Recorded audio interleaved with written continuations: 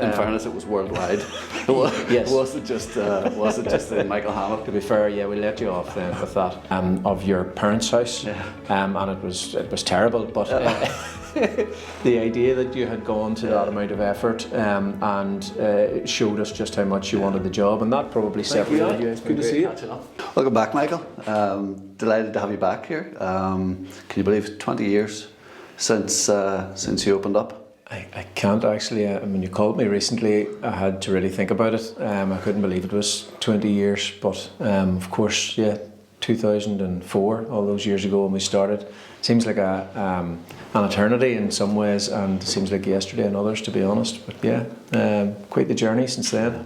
I thought it was a perfect opportunity to, I suppose, to look back and remember the early days. Sure. You know, I've heard the stories, but I think Portadown's a small place. I think it's a great opportunity, I suppose, to relive some of those. And you know, life's so busy. Sometimes we can get carried away and not look back. And so just thought it'd be a nice thing to do to relive some of those moments. And if you could share a wee bit about your story. Sure, yeah. Well, almost ended up in the business, or ended up in the business almost by accident, you could say. It wasn't part of my plan, but plans changed for a different role, and at the last minute I decided this is what we would do. I was looking around the office today at the volume of properties you have listed and the hive of activity that's going on both downstairs and up, and I was chuckling to myself, thinking back to those early days with myself and Gareth McQuitty and one little property sellotape to the front window of the office, looking out thinking, what have I done and how are we ever going to make this work? But it started to grow, and it was a very exciting time when you're starting with nothing. Everything's upwards and everything's positive, I guess. So every new property that we got on felt like a real win, and we celebrated, and it was great. I really enjoyed it in the early days. I've heard some of those stories of those nights. Yeah, a lot of late nights in the office. Plenty of crack, and we enjoyed ourselves along the way too. It was good fun, but it felt like a very successful journey early on. It started to grow really quite quickly for us. We started to gain a lot of momentum in the resale market locally, and then we started to develop into relationships with a lot of the banks, and as one of the only chartered surveyors in the area, I was able to get my foot in through the door, and we were picking up a lot of the professional services and valuation work, which became a core part of the business for us. Of course, everything was going well, and we grew. The team moved premises to here where we are today. And then a short time later, somebody turned the lights out on the property market, which wasn't much fun in the early days. But in hindsight and looking back, and I know you and I have spoken about this over the years, you've heard me use the phrase, with turbulence comes opportunity, and that was very true for us. Prior to the property crash at that stage in 2008, we really were struggling to break into the new development market, which was, I suppose, sewn up, you could say, with other agencies.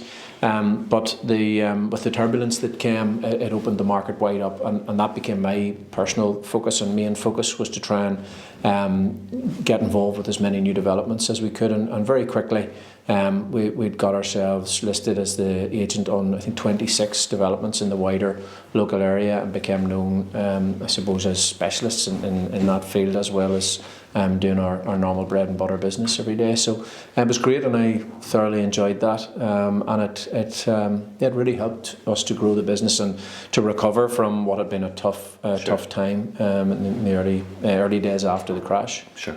Rewind a wee bit to 2007. That was my personal journey, I suppose. Going back a year previous, I had sold a house, my first house, with you and Gareth, and then I was up with Davy hairdresser, getting my hair cut at the time, and you had hair back then. I had hair back then. How many years ago was this? 17. This job annihilates your hair, but.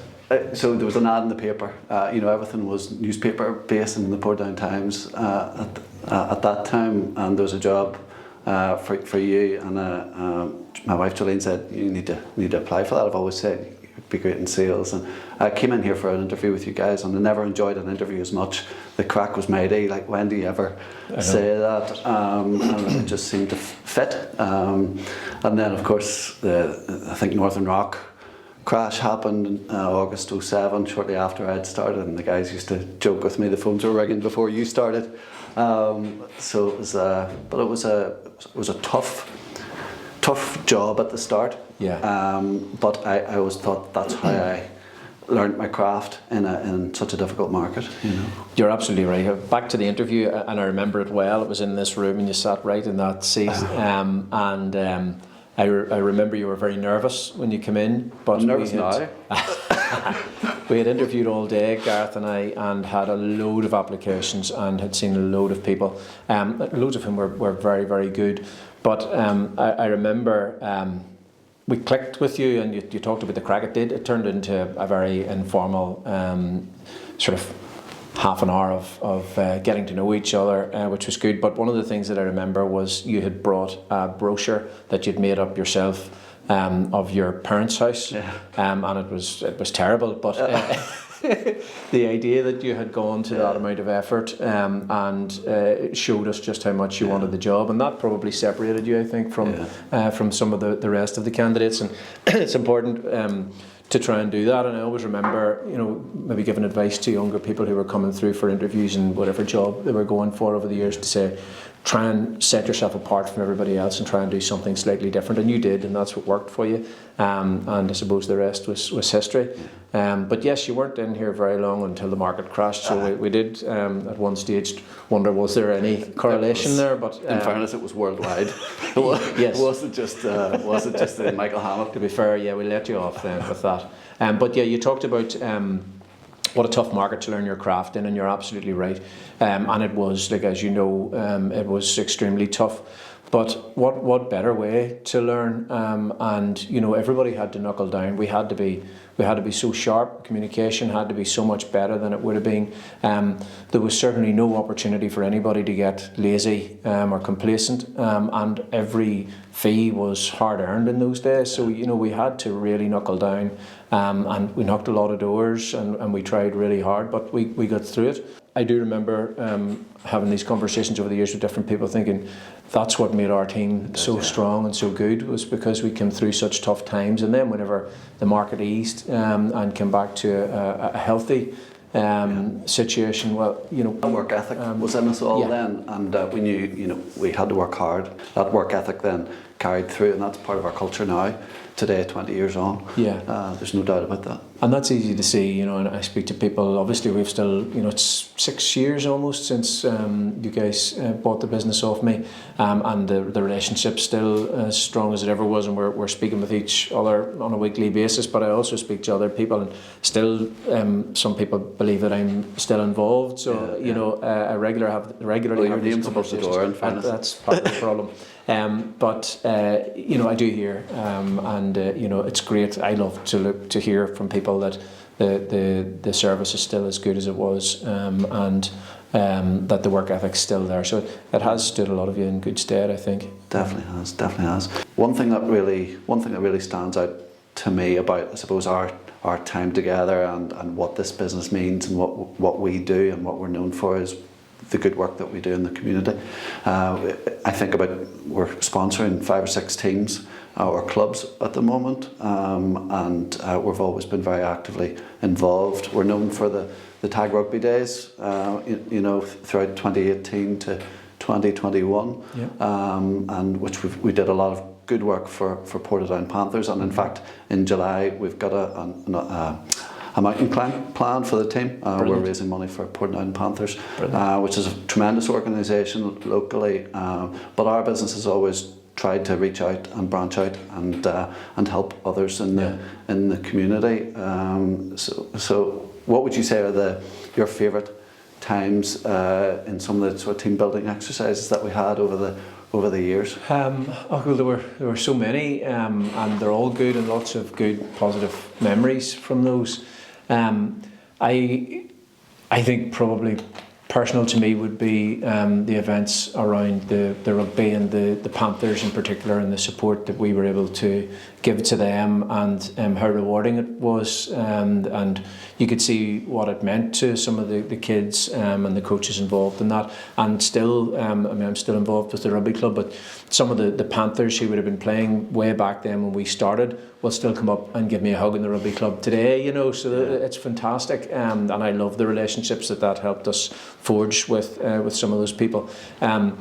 The Tag Rugby Day, which always happened in June, was always a cracker, and I mean, weather-wise we had some glorious days and some absolutely horrendous days with all 4 seasons in one, but regardless of the weather, it always turned out to be a fantastic day, so well supported by everybody in the local community, and I think, with the charities that we supported through that, there was, everybody seemed to really be very grateful for the effort that had gone in.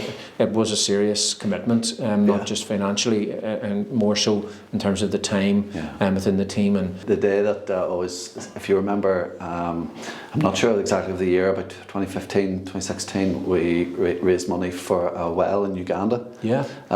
If you remember, we did the cycle up the North Coast. That's right. That was a fantastic event. We raised, I think, about £4,000, and the well's still there in Uganda today. We did, and we had a bit of a celebration in Portadown Co that night, I think. Definitely did. From memory. I can't remember the distance, but I do remember it started in Ballycastle, right at the bottom of that massive hill. Must have been about 500 miles. 36 kilometres or something like that. I don't think Rochelle made it further than the top of the hill before her chain came off and she fell off the bike. It was another great event. Good fun day. Good fun day for the team. Can we talk a bit about the rebrand? Sure. So we started out as, you started out as Michael Hannath Property Consultancy and Estate Agents. It's a bit of a mouthful whenever you're answering the phone. So how did the change come about to what we are now, Hannath? Yeah, well, a couple of things, and I almost cringe now when I think back to the very original board, but there was some thought put into it. I wanted to make people aware that we were more than just estate agents, because we were bringing the chartered surveyor services to the business as well. So that's why it was probably consultancy added on, but it was a mouthful, and I can still see it all squashed into the one sign. A few years, fast forward a few years, and business was going well. But one thing that had been mentioned to me a few times was that our sign and the sign of 2 or 3 other estate agents within this wider area were quite similar, navy or blue in colour, and with a little bit of yellow and maybe red on it at that stage, but similar enough that from a distance you couldn't distinguish one sign from another. And I was part of a business group at that stage called Vistage, and within that we covered off the importance of branding and marketing through various workshops, and it became quite apparent to me that something I'd probably neglected or not put enough focus into over the years. So I think we were around 10 years in business at that stage, and it felt like a nice time to look at a bit of a refresh. So we did go through a bit of an exercise, and we established that in most cases, the decision maker relating to properties was more likely to be a female in the household. I think it was 65 or 75% of the decisions would be driven by the female. Sure. And then further research showed that females will respond better to bright pink colours and pastel colours. That was fact. Those were the facts that were presented to us as part of an exercise we went through with a branding agency, and then we wanted to keep it very simple. But one of the main parts of the brief from me to the branding agency was that I wanted someone to know instinctively by glancing down a road quickly, that's the Hannath board, and not get it confused with anybody else, and that worked. And I remember still, we got all of our boards changed very quickly over the period of 2 or 3 days. And for weeks afterwards, people were stopping me in the street to say, oh, you've got so many new houses on, I can't believe how many houses you've listed this week and last week. And whilst we were listing more houses, it was the same properties, just with a different board, but the perception was, wow, something big has happened here. So it was brilliant for us. It worked really well, an excellent exercise for us to go through. and I think the rebrand was really quite effective, and obviously you're still using it, of course, today. It's still very effective today, and that's one thing, that the signs, they're noticeable, and that's what it's about. Whenever we're putting a house on the market, it's to promote the house. Yes, of course, it's good for us as well, but that is what we're about. We're about the seller and their home and their journey. So the fact that our board gets seen, that's what it's all about. We want the phones doing. Yeah, absolutely. Yeah. So you retired in 2018. How's that working out for you? Well, not sure if retirement was the right term, but great actually. Yeah, I, as you know, had been very focused on the new development sector within the business, and that's what I'd been spending most of my time on for the number of years before we sold. And I suppose I was particularly interested in trying to put deals together, not just selling the houses for developer clients, but actually making developments happen. So for quite a while on a consultancy basis within the business, then I had been trying to buy land for clients. And some of the clients that we bought the land for didn't necessarily have property experience. So I was effectively sitting in their chair as developer, taking the land through the planning process, appointing the professional team, and then going through a tender process to appoint a contractor.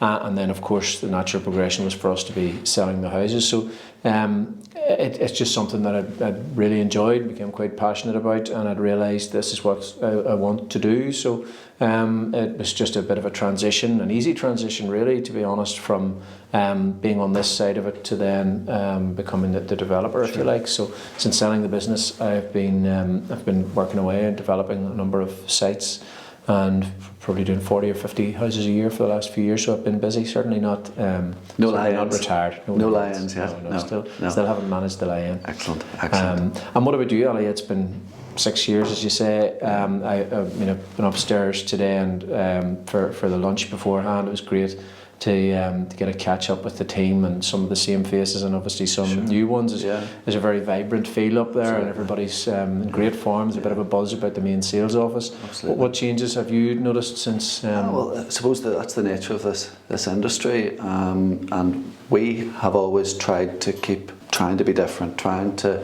come up with new ideas, having the initiative to go after things, and not be afraid to change things about. And I think that's what's kept the business so strong. Today, we're absolutely flying. We're halfway through the month, and 20 sales agreed. So we're absolutely delighted with how the business itself is growing. We've recruited a sales negotiator this year. We've just recruited a placement student. So we've got a young team going up to myself here, 17 years. So there's great experience and a real diversity within the team. So I'm really happy with how things are going. The developments that you talk about, we've some brilliant developments, and then our resale market is really strong as well. We're getting plenty of houses on the market, and I love to see, as I'm sure you do as well, pink boards going up everywhere. So no, it's an exciting time. The business itself is thriving. I couldn't ask for a better team. Great. They're absolutely they're coming on really well. We've actually promoted 3 members of staff just in the last few weeks. So it's a sign that we're trying to, I suppose, what you did for me. And I came in with no experience. And I suppose worked my way to the top, but I'm trying to give back, I suppose, a wee bit what you give to me, and help others and help them in their career. I think that's it's the big thing at the moment. It's all about the team, really. At the end of the day, no matter how good your branding or your presence is, if your team aren't delivering, you don't really have a successful business. And it's easy to see up there. The team are very committed and enthusiastic. So, and my own personal involvement through the sales that you're looking after for our developments now the service is excellent. Can't be faulted. It's great to see that. Michael, I just want to, I suppose, congratulate you on starting the business, and I think it's been a fantastic business for me personally as well, and here's to the next 20 years. But thank you for coming in today. Thank you, Ali. It's good to see you. Catching up. Cheers.